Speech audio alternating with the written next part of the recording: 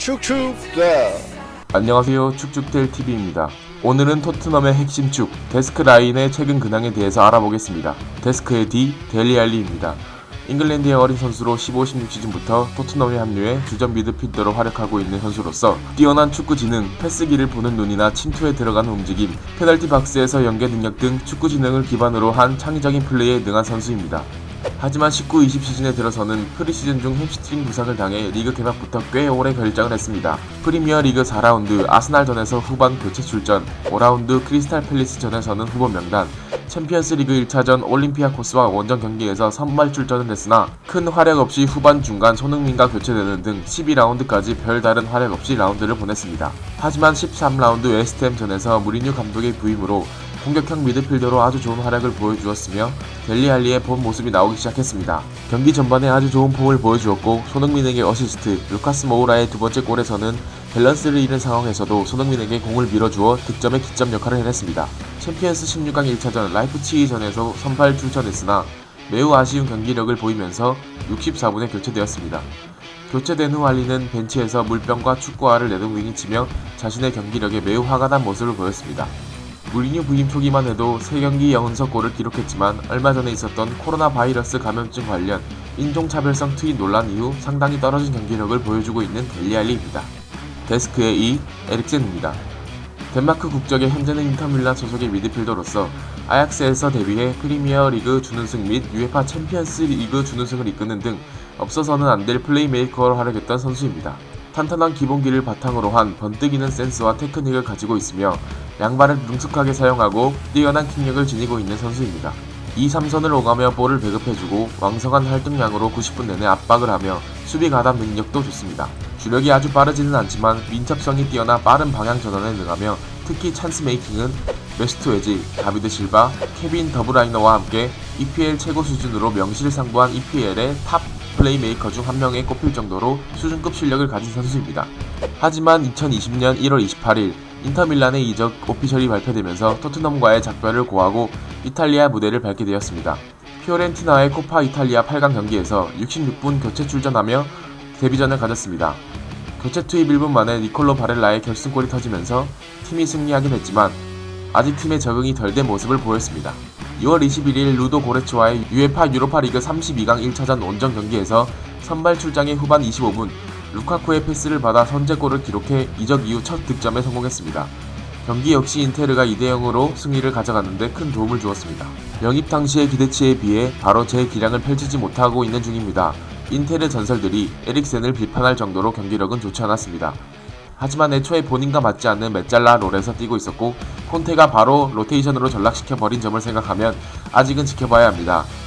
현재 터진 코로나 바이러스로 인해서 그 이후 상황을 지켜보며 에릭센의 경기력을 지켜보는 것이 좋을 듯합니다. 데스크의 S, 손흥민입니다. 대한민국 국적의 토트넘 허스퍼 소속 축구 선수이자 대한민국 축구 국가대표팀 주장이며 프리미어 리그와 UEFA 챔피언스 리그, 아시아인 통산 최다 득점자로 발롱도르 후보 30인에 선정되는 등 명실상부 최고의 공격수 손흥민입니다. 우선 주발의 의미가 아예 없을 정도로 완벽하게 양발을 사용한다는 점으로 인해 드리블을 할 때 수비수가 어디로 치고 나갈지 방향을 예측하기 어려워 선택지를 늘리는 것이 장점입니다. 기술이 다소 투박하여 수비가 밀집해 있을 때는 큰 효과를 보지 못한다는 것이 단점입니다. 그로 인해 손흥민의 스피드는 주로 역습 상황에서 발휘되는 경우가 많습니다. 하지만 26라운드 아스톤 빌라와의 원정 경기에서 전반 시작하자마자 상대 수비수 에즈리 콘사와 충돌하면서 오른팔 부상을 당했습니다. 이후 통증을 참고 2골을 터뜨리며 토트넘의 3대2 승리를 이끌었습니다. 하지만 경기가 끝난 직후 손흥민은 수술 소식이 전했습니다. 오른팔 골절로 수술대에 오른다는 소식이었는데 무리뉴 감독은 사실상 시즌아웃을 발표하는 등 아픔을 참고 뛰는 모습에 팬들은 더욱 감동을 받기도 했습니다. 2020년 초에 터진 코로나 바이러스 감염증으로 인해 3월 13일부터 프리미어 리그가 중단됐고 언제 리그가 재개될지 모르는 상황에서 일단 손흥민은 한국으로 귀국하여 4월 20일 제주특별자치도에 주둔 중인 해병대 제9여단 91대대로 입영하여 기초군사훈련을 받게 됐습니다.